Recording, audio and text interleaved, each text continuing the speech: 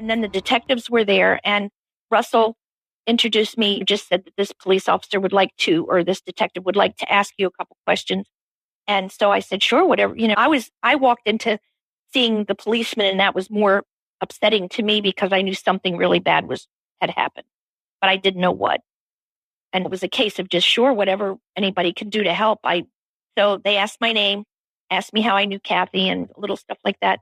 And then just said, did anybody at Archbishop Keogh ever do anything to you that you didn't want them to do? And I thought, that's a strange question. I was taken back by the question, thinking Cathy's the one that they can't find. And why are they asking me if anything happened to me at Keogh? I've graduated from Keogh. And so at first I was taken back by the whole question. It just threw me off because I didn't know why that had anything to do with anything. So I was just taken back, and I said, no. I said, other than a sock hop, there was a boy from Gibbons that tried to kiss me. And that was a little bit of a snicker there because that wasn't what they were looking for, obviously. They knew probably instantly from my response that I didn't know anything about what they were talking about. Can you repeat the question one more time? And it was a police officer, or? It was the detective in plain clothes, but he was a policeman to me. It was a policeman. It was a detective. He was wearing, I remember, like a beige trench coat, just those London fogs that guys used to wear in the rain and stuff back then. He had that on, but he was a little bit tall, and I'm only 5'4", so anybody's taller, but he was taller, and he had what I thought was short, maybe sandy hair. I don't know his name. His name was told to me, but it went out of my head in all this time, and probably instantly back then too. He asked me if there was anybody at Keogh that ever did anything to me that I didn't want them to do. Did he write any of this down? He had a little notepad and a pen or something. And I guess he was taking notes from time to time. He appeared to be writing something down, although I didn't see it. I have no idea what he wrote, but he had one of those little white flip notebooks, was writing little things down. He wrote my name down, I guess. As soon as I told him my name, he was writing something. But after that, I don't know what he wrote down, or he didn't ask me much after that. Guess that was all he needed me for. There wasn't any other questions after that. I told him Russ had my phone number. If there was anything that they needed, they could sure contact. He asked me if it was okay to contact me, and I said, sure. And were you standing inside the apartment? In the living room. It was in the living room to the right of the door, the entrance. When you walk in the apartment, to the right was the living room, and I was standing in the living room. Nobody sat down. We were all standing. I remember just standing in the middle of the room with Russ was next to me, and the detective was there. And there was one other policeman in the room, but he didn't ask any questions or anything. And he was in a regular uniform, to my knowledge. I think he was a regular policeman. Right.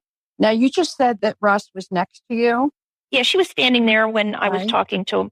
Do you think it's likely that she heard your conversation with him?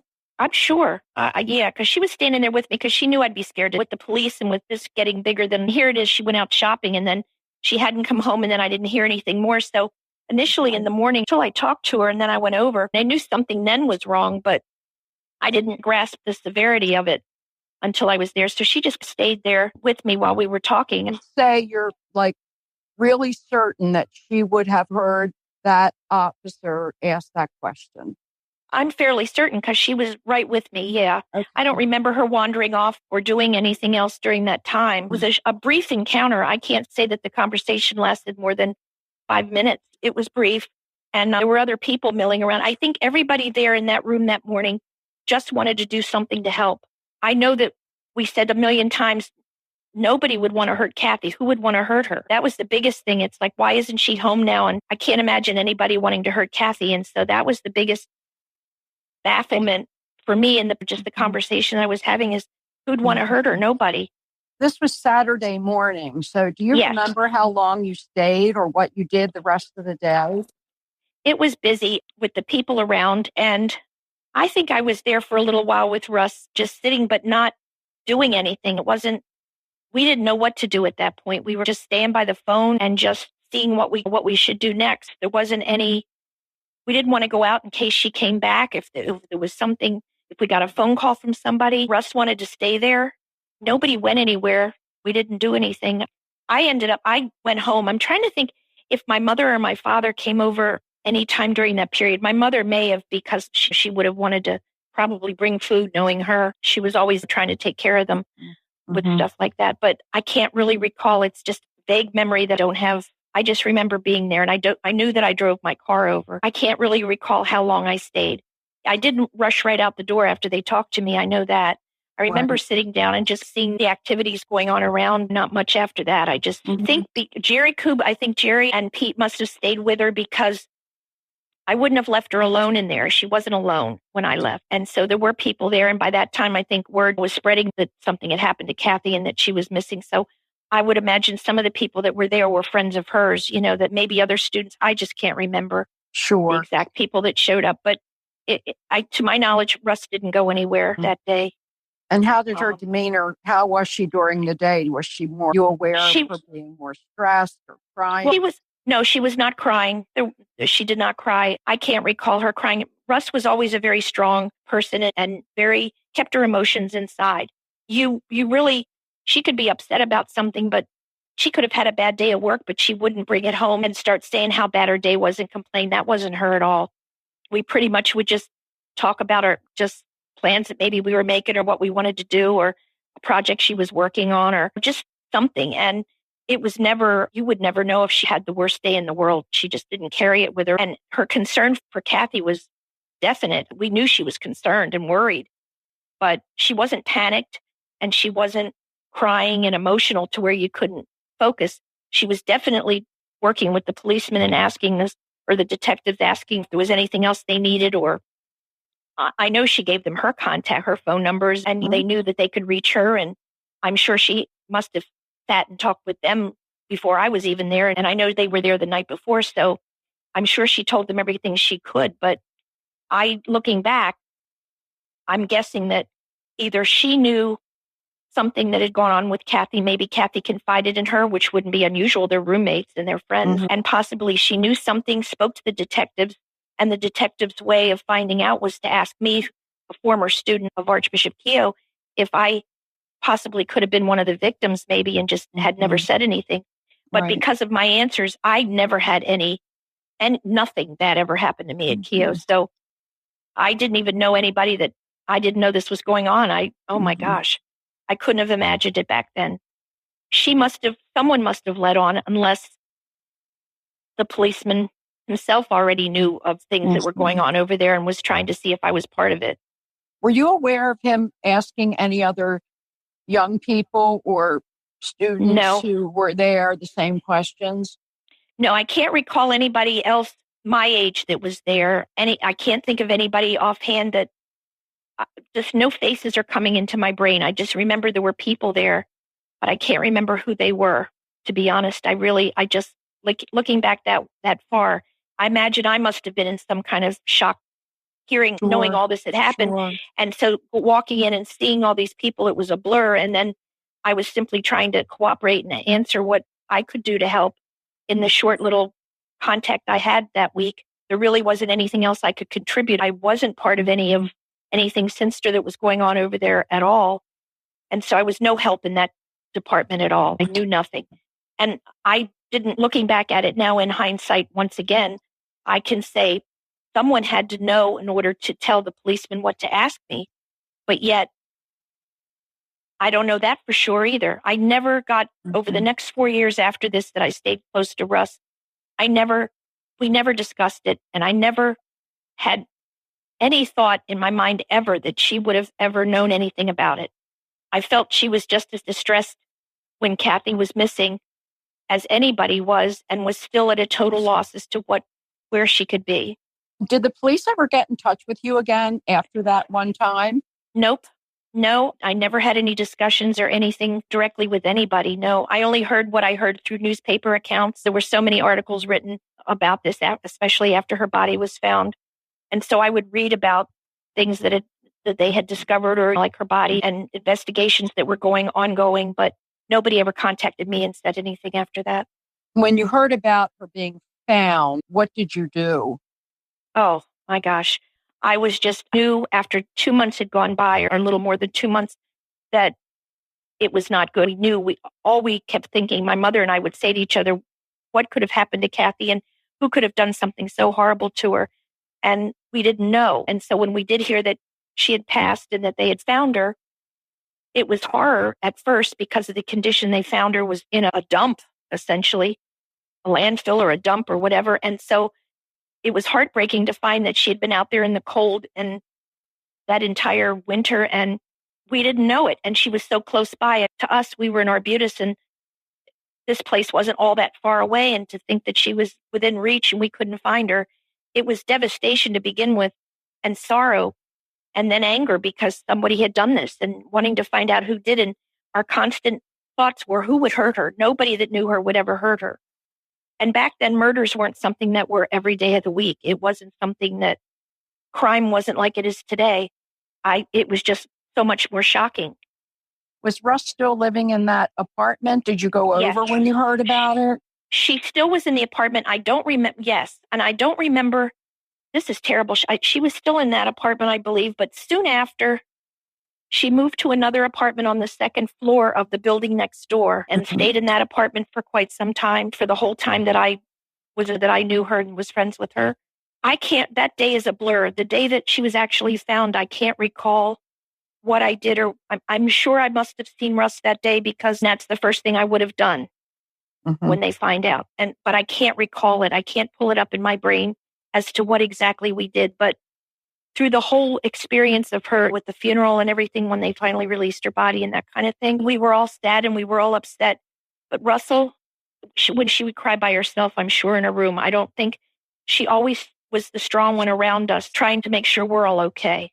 But I can't, honest to God, I wish I could remember. I wish I could pull it up in my brain exactly what I did that day. But it's a blur. The day that Cathy, that we were talking about, the Saturday that you were there, the day after Cathy disappeared, there is a well-known picture of so many police cars all up and down, parked up and down Frederick and North Bend Road. I'm assuming it was that Saturday afternoon. Were you aware of all of them when you came out of the apartment? Yeah, she didn't have in the apartment. She was in the ground floor apartment. So you had to come out and look outside to really see all that. When I was in the apartment and in her living room, I wasn't paying attention to all the cars and stuff that were around. So yeah, they had up the street, there were cars. I guess it was probably from where they had found her car that there was a lot of action and stuff going on. And I remember seeing police cars and stuff. And then when I got in the apartment, finding out that her car had been found literally a block or so away on North Bend, that part was very upsetting because we were thinking she got so close to home. How come she didn't come into the parking lot, and why didn't she get into her house? And so that was my first thought, was what could have happened to her from a block away, And then I do remember when I was in the apartment being told what was they were trying to find the time, go back on the timeline with her. They knew she had made it to the bank and to the store because there were Muley baked goods in a box in the back seat. The talk, I can't recall exactly. I'm guessing that it was because Jerry and Pete had gone out to look for the car and they found it. I'm guessing they were the ones that we were talking about a possible sign that Cathy could have given us as to where she was, because there was 2 twigs that looked like they had been stuck together with a string from her slip. It was like just a white thread thing, and it was dangling from the turn signal of her car. And we were talking about that because it was like, what could that mean? We just didn't know what it was. And back then we didn't know all of the horrors about Maskell and about all of these horrible things that happened to the girls. We didn't know what the sign meant. And we were trying to figure out what that could possibly mean, that there was those twigs dangling from the turn signal. Did you see it? No, I did not see it. I did not go up to the car and actually look in it, but I was told that it was like that. I don't believe they touched anything. I don't know if the police found it. I don't know where that part of it went. I was just told that it seemed to be these 2 twigs with some thread hanging from the turn signal. And we were thinking, what could that mean? But we talked about how Cathy was very symbolic. She did everything. Right. If she could send us a signal of where she was and who might have taken her, then that might have been a sign. Like maybe she had time while she was riding in the car to twist that string around those sticks and throw it there or something. I remember talking, and I guess it was to Russ and to whoever was there while we were in that apartment that day, just what could that mean? What could that sign mean? But I didn't have a clue. And I never came to any conclusion from what it could mean, that it was some kind of symbol. Now I look back and think it was probably she was trying to tell us it was a priest. It was a religious. It was a cross. But I didn't know what that meant at the time. There is a crime scene, black and white photo of the driver's side of the car with the door open and whatever it was hanging from the turn signal. Jerry took us over there. And what he said, there was a long piece of grass, like dried grass, like almost like you'd see like seagrass, hanging over the turn signal. But he never said anything about a cross or thread or... I never heard anything about grass. I never heard the word grass. What it was, when we were sitting describing it, it was like, and I never visually saw it myself. It was told to me that it appeared to be like twigs that were just twisted with some string that could have come off the slip. And dangling from the turn signal was how it was described to me. We never came to a conclusion in that conversation about what it could mean. We just kept saying, I wish we knew what it meant so we could maybe find her. Like maybe she was giving us a signal because she's an unbelievably smart person. And we knew that. And she was very symbolic. We always knew that too. We just thought this is a symbol of something. She's trying to tell us something. And to my knowledge, they may have thought it through, but I never heard any more about what that meant. Russell and Jerry were part of that conversation that you all had? Yeah, we were everybody in there that morning, that later in that afternoon that were left in the apartment. Yeah. Yeah. Because the grass is significant because it would be typical of the area where she was found. And we didn't know we don't know why it was there, but I can send you the picture of it and you can take a look at it. Okay. Yeah, that would be helpful. Maybe at the time when we were talking about it, we naturally didn't know where she was, but that would make sense that it could be something that whoever took her to that dump and threw her body there would have come back and maybe had it on their coat or their clothing and it got stuck. Right. That could be something so simple that 50 years later, I'm just thinking that for the first time. But at the actual moment afterwards, we were trying to think what the symbolism of that sign was. And the way it was described to me, I have no other way to describe it. Grass was never a word that I heard. And so the discussion was that it looked like some twigs that had been twisted. Maybe that was what they were trying to hope it was, that she was sending a signal. I don't know. That would have been Cathy. No, that would have been Cathy. Don't you agree? Yeah. Yep.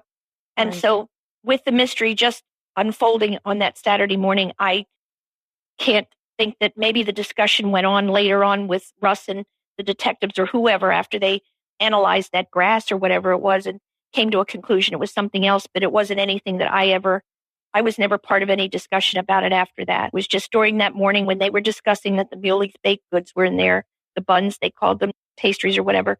And then the umbrella that's in the back of the car, that was just always there anyway. And then wait, stop. Go back and say that again. That was always there? There was an umbrella. Yeah, I think Russell kept an umbrella in the car. Okay. Just in case it rained or anything when they were going to ski. Yeah, I can't say that I wouldn't see it there, but we always, when we were going out places, if it was raining, we had an umbrella. So that part of it wasn't unusual to me. Okay. I've been in the car. We went to downtown Hutzler's a lot and we would go shopping and she would drive. So yeah, I'd been in our car several times and usually it was very clean. They took whatever they had in with them, but to throw something in the back seat, like an umbrella. I had seen an umbrella in there before from when we'd gone out. Okay. So since you were in the car a number of times, there's also a big controversy over whether the front passenger seat was broken or whether when you were getting out of the back seat, it folded at an angle. Oh, God. When I rode with her, I would just jump in the front seat. Okay. And sit next to her. So I'm not sure. Although it was only a 2-door car, so if we had to put anything in the back seat, we would have had to push it forward. I can send you that picture too. Sure. I don't really know in particular if the back seat did anything different or not. It might have opened bigger because it was just 2 doors so you could get into the back. But I don't really remember because it looks broken, but I think it's open that way. I would imagine it'd be easy to find out if the model of that year's car had a back seat that did that. I don't really know, but I just would jump in the front seat with her. And I'm not even sure we wore seatbelts back then. I doubt it. We would go downtown because I hated driving downtown. And if we went to go to Hutzler's or any of the stores, Stewart's or somewhere, she would always drive. That's all I know about the car. It wasn't, she never had it junked up. There was never anything in the car except her purse and, whatever we brought for the day. It wasn't, she never had cups or anything sitting in the, and it was always kept very clean. Do you remember a little trash bin that sat on the hump between the two front seats? Just a square trash can. Yeah. Okay. Yeah, I think there was a square trash can that was in there. Okay. I don't think it didn't have a top on it, I don't think. Because that was also pushed over to the passenger seat. Yeah, that was on the hump. Yeah, I can recall that, but there wasn't anything else. She didn't keep things dangling from the mirror or anything. There wasn't anything else in the car that was anything remarkable that she'd remember. The morning of Sister Cathy's disappearance, we know that Jerry states that Russ told the police when she was questioned that Russ knew of no reason why anyone would want to harm Cathy. Now, I heard her say that. Yeah, so with Russ being within earshot of the police's conversation with you, and with you knowing Russ as well as you do you think that she would have questioned, if she had no knowledge on why they'd be asking you that, if you've ever had bad interactions with Keo, do you think she would have been like, Sharon, why did they just ask you that question? Good point, but we didn't. She never did. She never asked me, and I never really said anything more than that. I think afterwards I probably said something to her like, well, Cathy's the one that's missing. Why do they care what happened to me over there or anything? But there wasn't any. I don't recall a response to it or any. Afterwards, it didn't seem odd to me that she didn't respond in one way or the other. It just wasn't discussed. We just didn't talk about it anymore. It was like, that was weird. Like, why would they want to know that? But I didn't dwell on it after that. Like I said, I was an 18-year-old kid at the time who was probably more afraid of the police because they're police, and I didn't want to say anything wrong. And I just said what they needed to know, answered the questions the best I could, and that was it. I was just scared to death for Cathy, not knowing what the heck had happened, where she was. In a previous conversation that we had with you, you had mentioned something that was important, and I wanted to make sure that we touch on it slightly, because Gemma remembers in school when Cathy was teaching that she sometimes had an illness of some kind, or she seemed under the weather sometimes. And the reason why, can you talk about that? I do. Yeah, she had been over to the emergency room at St. Agnes. I don't know how many times, but I know of one particular incident where she went over and she had kidney stones. She had kidney problems. It was kidney stones that were that's a chronic kind of thing, I think, that she had, where they would act up and she would have them and the pain would be bad and she'd have to go over and be treated. And so that I know was one of her illnesses, but I don't know of anything else that chronically. I do know that she was of the two of them, with Russ and Cathy living together. Cathy was the frailer of the two as far as medically. She got tired easy, and she would just come home on an end of a day if you saw her, and she really looked exhausted sometimes. That part of it, I knew that Russ was stronger than anybody I ever knew. She was athletic. She did the cheerleading from school, and she was always very healthy and active and never felt sick. I doubt that she ever even got a cold. She just really wasn't a sick person. But Cathy, on the other hand, was the frail one as far as having illnesses that would lay her up a little bit where she needed to take time off and stuff. Did you ever meet Cathy's parents or her sister? No, I did not. Nope. I knew they were Pittsburgh, but I didn't. I knew they were from there, but had never met them. Now, you've mentioned that you met Russ's uncle, Ignatius. Did you ever meet any of her brothers, sisters, or her parents? Yeah, her parents. I had spent a week in 1971 down at their house. They lived in Maitland, Florida. Pace Avenue was the name of the street. And we had flown down in, I believe it was probably June of 71. And it was a Christmas present that she had given me, was a trip to Disney and to meet her parents. And Uncle Iggy went with us. He invited us too. So on the Eastern Airline flight down, it was Uncle Ig and Russ and me. And then we went down and we met her sister, Mary, and she had a brother, and then her mom and dad. And I think it was William and Patricia, but I can't remember for sure if that was her mom's name. I don't know why my brain goes crazy. I know she drove a Cougar car when we got to Florida. That was cool, and she drove us all around. But I don't remember. Certain things get a little rusty. But yeah, I stayed there for a week. We were there. We'd go out by the pool, swim in their pool in their backyard, and then go to Disney. Did that a couple of times when we were there. They had just opened Disney that year. We flew home. So it was a great trip, and it was a lot of fun. Do you remember when Uncle Ignatius got Russ the car? Do you remember when that was? Yeah, I think it was right before she left the convent, or exactly right after. It was right around that time that she got the car. So it would have been probably in June of 69. she had it for when she made the move. So I don't know the exact day. You mentioned that you don't remember meeting, anyone formally in the apartment complex, but do you remember Russ ever mentioning being friends with anyone in the complex? No. Nope.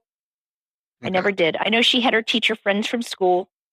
She would have people she knew from school, but I don't even recall that she had any of them down to the apartment or anything. School was school and home was home. So I don't think that she really, at that point, had only been in school. It only just started a couple months and she was just getting to know people because it was all brand new school and whole new situation. And the kids she was teaching were younger than the high school that she was used to teaching at. So the whole situation was new to her. So she didn't really have any best friends or anybody that she hung out with or anything from school or from the neighborhood at all. Who did she spend most of her time with after Cathy disappeared? I would venture to guess that would be, I spent some time with her. We both worked, and so during our daytimes were busy. Other students from school, possibly. I knew that she had other students. There were other nuns, I would imagine, former nuns that she knew that she would keep in touch with. Yeah. Do you remember when Pat Gilner moved in around? She moved in when Russ had moved to the other apartment on the second floor of the building next door. She moved in when she was up there.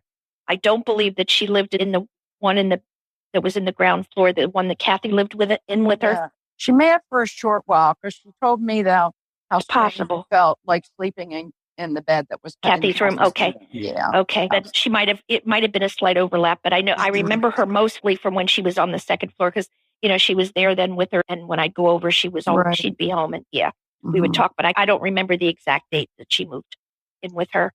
I knew she was by herself for a little while. Do you know if after Cathy disappeared, if she went and stayed with her uncle for a while?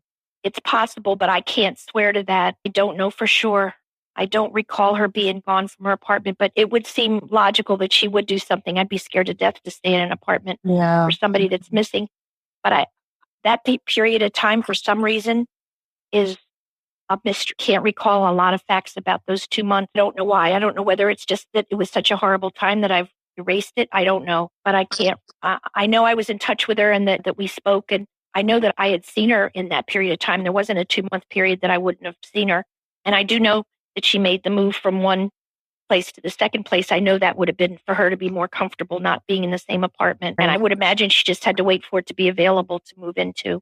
Did she go back to school like one time, or did she stay out of school for a while? I don't think she missed school. I want to think that she stayed working. I don't recall any period of time where she took any breaks from school or anything. I would imagine there'd be days here and there, like around the time her body was found and all that, naturally, that she would have been maybe called out in funerals and that kind of thing. But I don't recall her saying, no, I'm not going to work and I won't be there. No, I don't recall that at all. And I don't recall that she was without her car for very long when they took it in to do whatever they did to it. And it's possible that Uncle Ig was over there on that Saturday too, because I can't really recall all the people that were there. It's possible, but I can't swear to it. He was the closest person to her in the Baltimore area. Her family was from Baltimore, but they had moved to Florida by this time. I imagine she had other relatives, maybe around cousins or something, but Uncle Ig was the main person that was her relative that I knew. Now, we did find out that they returned the car almost immediately. It's interesting because even if you have a missing persons case, it sounds like from everyone that we've spoken with who knew Cathy and Russell, that Cathy was not one to just leave the car on the middle of the intersection and disappear.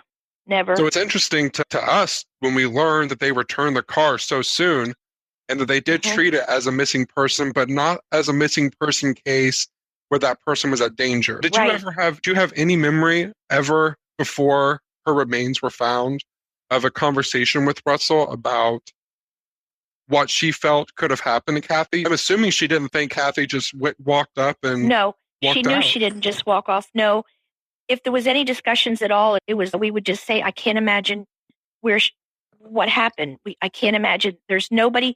The big thing we kept saying was there's nobody that would want to hurt her. Cathy was loved by everybody, and that was the main thought of anybody that would walk up to you and say, oh, I'm sorry, I heard about Cathy. no, I don't know anybody that would want to hurt her. I think that was the most common sentence that we heard over and over by everybody, former students. Just when people read an article in the paper and say, oh my gosh, I didn't know your teacher was missing, who'd want to hurt her? That was the next thought. So the only thing we would ever say was, I can't imagine anybody that would want to hurt her. What could have happened? We really had no idea whatsoever. That detective, what he asked you, it blew my mind. It's blowing a lot of minds who are listening to you right now. It really I'm sorry. I'm sorry. It blew my mind. Yeah. I this day, when I look back now over the course of things in hindsight, first thought then was, why is he asking me this? Kathy's the one that's missing. I'm not missing. Why does he care what happened to me? But I thought, he's the policeman. I'm going to answer the question. But I didn't have an answer, because other than just having a boy named Phil trying to kiss me, there's nothing else that happened at Kiev to me. And so I was totally taken back by that. And that's probably to this day why I remembered it, because it was such an odd question and I had no answer. And then that particular discussion in 1969, on that particular day, that was the end of the question. There was no follow-up. There wasn't anything else that said, do you know anybody that's ever been hurt? There wasn't any follow-up question. So I thought it an odd question, but then they moved on. I moved on and never gave it another thought as far as what did he mean, until after the keepers, until all of this started coming out. And then I'm thinking, that's why they wanted to know. But never did I at the moment think, I didn't know what to think. And if Russ was sitting next to you, then standing next to. Yeah, it had to be in her head too. And yet he wasn't comfortable. She could have been. She didn't say anything. No, she did not say anything. She never chimed in and said when that question was asked of me. In fact, I don't believe that she chimed in. She just stood there with me, but the questions were just brief and that was the end of that. So that question stood out in my mind, is when you're looking for somebody, why are you asking me if anything happened to me? Now I know why they asked that, but back then I didn't. And also, it probably stuck out at that point because they hadn't been teaching at Keough for several months when she went. So for them to ask the summer, nobody was. Yeah, that's true. Nobody was there for that summer. And then you're right, they hadn't been teaching there from September, October. You're right, they had no reason to be there at all. That's true. Of course, Sharon wasn't there either. She had gone on to college. Nope. Yep. Okay. And I don't know if they asked anybody else those same questions. When I was there being asked, there wasn't anybody else that they were asking at the same time or anything. It was just, to me, they asked those questions. I guess they asked everybody individually, whoever they contacted to ask.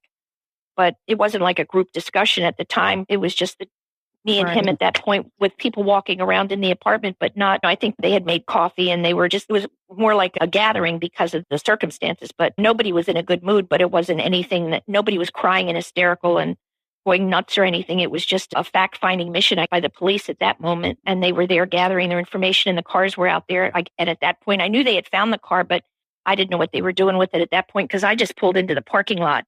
Mm-hmm. And I can't recall that there were a lot of police cars in the parking lot because residents lived there. So I imagine they parked on the street. Oh yeah, there were a ton all the way up and down the street. Yeah, up and down the street. 20, but I didn't have cars. Yeah, and I didn't have a problem when I pulled in and getting a parking spot when I came into the apartment. So that wasn't a problem. Did Russ ever mention anything missing from the apartment? No, I can't recall anything missing from the apartment itself. Do you remember if she was scared to live there after that? I imagine we must have asked her if she was, but I can't recall her discussing it or talking that she was scared. And I don't remember it being a big concern enough for her to leave. I would imagine that my mom would have said something like, if you want to come over and stay with us, you can. But I don't know if that ever happened or not. She stayed there. I know that she stayed there in the beginning, I think. If she had gone over to her Uncle Eggs, I'm not aware of that. I really hope a ton of Keough graduates listen to this podcast. I really hope that if there's anybody else that was over there that weekend or that remembers being asked the same question, that they will do what you did. Allow us to, talk to you. Yes, I hope so too, because I don't remember they were there. There were people there, but I honestly can't remember who they were. It's just gone out of my head all these years later. And probably at that moment too, just being stunned by the whole situation, that I just was functioning, but not really. And I remember the things that were important. That I remember specifically talking about what was found in the car when they found it, and trying to backtrack, knowing that I remember us talking that we know she made it to the store and the bank because there's proof of that she wouldn't have gone to Muley's without getting money from the bank to do it with. So we knew that went first. And then she had this stuff in the back of the car. And we were talking about that. And then the car is found a block away. We thought, why couldn't she make it into the apartment? What happened? She had to have been taken, but we didn't know. Beyond that, the questions were just questions. We had no answers. Did Russ ever mention whether she had any type of opinion of Jerry or Jerry's and Cathy's friendship to you? No, but I got the impression they were all friends, that it wasn't a strained talk. When Russ was there, I think Jerry was more of to lean on than as a friend than being there as someone that, I think she was friendly too, and that this was a support person. So I never took it as if they weren't just really good friends too. And I would think that Russ trusted him, or why else would she call him right after you? Definitely, totally. I know that was her first response when she said she's going to call Jerry Coob and see if he can help her, maybe find her, go out and just look, maybe canvass the neighborhood or do something to just see, maybe her car broke down. And Russ didn't have a car, so there she needed somebody to take her. And I think that was the first thought that she had, would be to call him. It's not that they had a lot of people they knew that they could just call up and run over. She's newly out of the convent, and the teachers and the people that she knew I would call acquaintances. I don't think she had any real good friendships that were new that she would call that night. And so I think Jerry Coob was the obvious closest one for them. Do you think they did ride around and look or backtrack to Edmontonville? Oh, yeah. I'm sure she did. Because Russ is a doer. She would have gone out and tried to find something immediately, but it's possible when Jerry got there that they said, let's just call the police because this is not like her at all. I'm sure they would have all been so concerned that this is I'm glad you called me. Now let's call the police. I don't think they waited a long time to call the police. Probably the time it took for Jerry to get to the apartment, because she was alone in there. And I would imagine that she would have been a little bit scared at that time of the night. Cathy's not home. What do I do now? Because she did call me. I think I don't know if I'm the only one that she called, but she called me pretty soon on when she felt that Cathy wasn't getting home. It was way late. She should be home. Did she tell you on the phone that she was going to be calling Jerry? Yeah, she said, I'm going to call Jerry. And I think I mentioned to her, I said, do you want to call the police? And she said, well, I don't know. I think at that point it was doubt as to what if she walks in the door in 10 minutes? I'll feel like an idiot. I know that the call was, in her voice was more of a, what should I do thing? Do you think I should call? And it was, I think I know she decided, because I wouldn't have told her to call Jerry Coob because I wouldn't have known. I know that she knew them and they were friends, but I wouldn't have known for her to do that. I said, well, you've got to call somebody. Do you want to call the police and let them know that she's not back yet?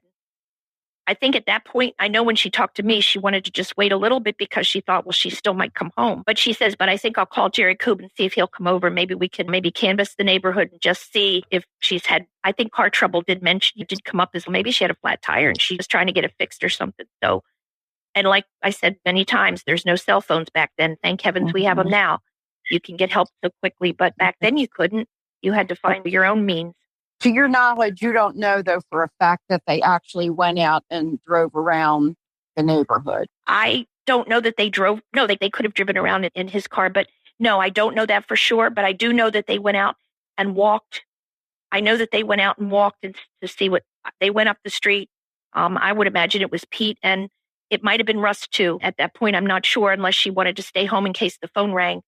But I know that Jerry and Pete went out, and that's how they found the car. Right. They went out walking. They walked, and that part I know, because just by talking to them the next day, I knew that they had walked out and found the car around 4 o'clock in the morning, and then said what was in it and stuff. And that's what we were talking about that morning so much of, okay, she made it to the store. She made it to the bank. What the heck? Where is she? Is the car where it is? And it was all questions at that point. I never left that house that day or that apartment thinking to myself, maybe this happened. It was still mystery. It was still, everything was a question. Did Russell ever mention to you the girl from Keogh who visited them the night before, the Thursday night? No. And that Maskell and Magnus came in?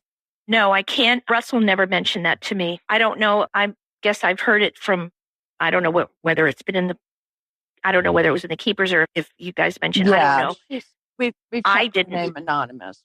Yeah, I did not know personally ahead of time about any of that. No, I would imagine there were students or people that stopped in, here and there. Everybody was behind Russ and Cathy when they left the convent after they heard what had happened. That they decided there were so many people.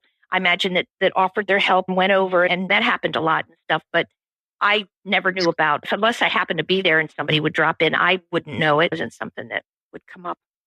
A lot of people who have seen The Keepers, of course, and did not know Russell, it seems some people have held strong opinions or questions on if Russell was someone who could have been involved in Sister Cathy's death. Are you confident that she could have had nothing to do with this? I am more than confident that she never had anything to do with it. I know that when you're looking and watching whodunit type shows and you find out that it was somebody you never would have thought, but with Russell, there is no way.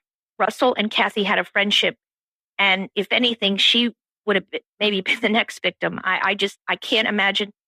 She was scared, but in her own stoic way of dealing with things, I think she felt she could protect everybody if she just didn't say anything. She was either threatened by somebody, by Maskell or whoever, and told that this will happen to you too. She didn't want anything to happen to her friends, her family, anybody. And probably herself too. It had to be self-preservation, that if she did what she was told and just shut up, then she would be okay or be left alone. And I'm guessing that was the only reason she never said anything. Just total fear, but not being able to say anything. And to my knowledge, she never talked much about it to anybody. I think it was a subject that wouldn't be discussed again. I really don't think so, because in the 4 years I knew her after that, we didn't talk about it. We didn't talk about it. We knew on November 7th, it was the white elephant in the room. The saddest day ever, but it was it was just a sadness that was always there, but not ever discussed. And I guess looking back now, that's the odd part, that we didn't discuss it, that we didn't talk about it. But I guess in my heart, I just thought, if she can't talk about it, I'm not going to ask her. I'm not going to keep putting salt in a wound that's already horrible. And I had the impression she was as unknowing of any of the activities that happened at Kia while they were happening. Can't imagine her knowing it. I'll never know, but I would never get the impression that she was involved in any way other than a secondary victim. After Cathy disappeared, were you aware that Jerry was looked at so closely by police for a long period of time? Not for a long period of time. I figured in the beginning, anybody that knows her would have been fair game, especially a man. But after that, I lost track of any of the investigations. And then I would read about the things that they had hounded him so much afterwards. No, I would never he was another kind person that I couldn't imagine would be one of the bad guys. Yeah, and you were around him a lot that morning, right? Yes.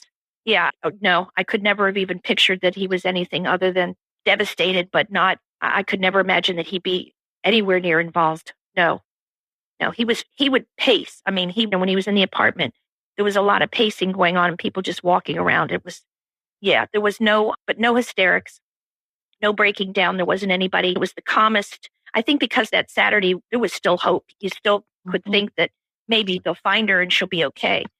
So it was concern, but it was never I would never have thought for 1 minute. All through life, I've been a pretty good judge of people. When I meet them, I can tell good, bad, or indifferent. I can get a feeling about people, and he wasn't one that I ever felt anywhere near intimidated by or uncomfortable with. Never. We know that after Cathy was murdered and her remains were found and all of that, we know that after a period of time, it seems that Sister Russell falls off with her friendships with a lot of people. And from our last conversation, that happened to you. Can you kind of tell us what happened?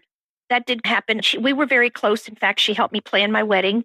She was in my wedding. She was the maid of honor of my wedding. We had a great time. She helped me pack my suitcase for my honeymoon. It was a very light, happy time.